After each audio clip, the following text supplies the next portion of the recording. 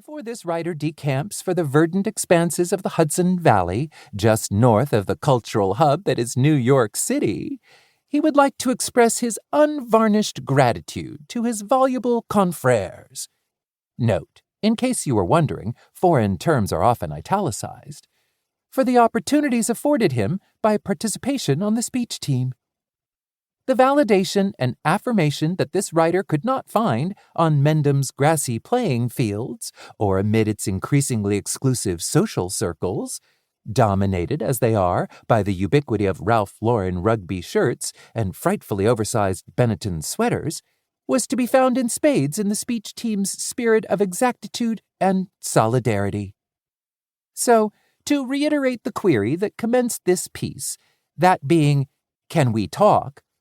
It appears that, when it comes to the Mendham High School speech team of academic year 1986 to 87, the riposte would be most robustly in the affirmative. Photo caption. On the bus back from Truscott Academy, the Mendham Gabbers hold aloft their profusion of first-place ribbons. Photo courtesy, Mr. Gold. February 2013.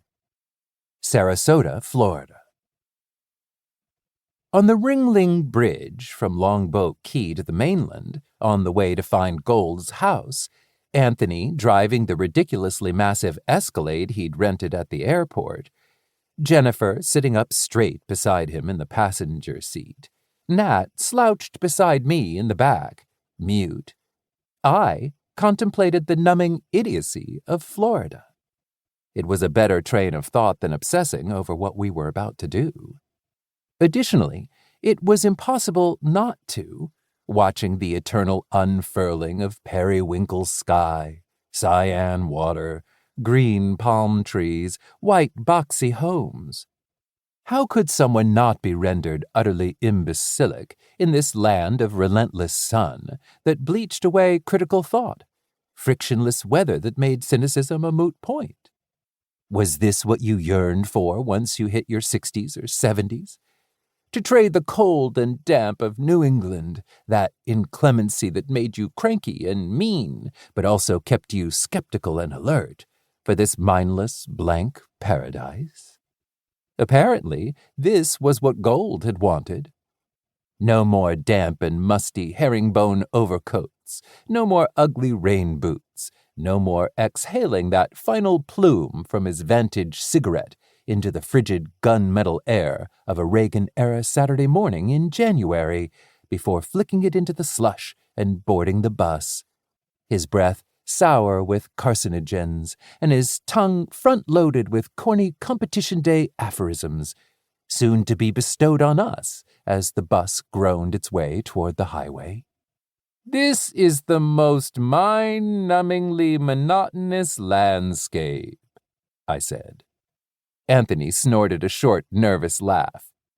I'll take it over New York right now. Amen to that, followed Jennifer. I glanced at Nat beside me, rolled my eyes.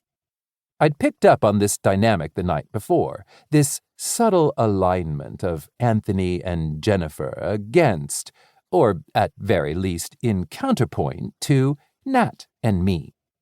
It had class overtones. Anthony's dazzling success and Jennifer's quieter but still unambiguous good fortune lording itself subtly over my existence as a non-profit communications drone in a second-tier city, over Nat's near poverty as a small-plot farmer.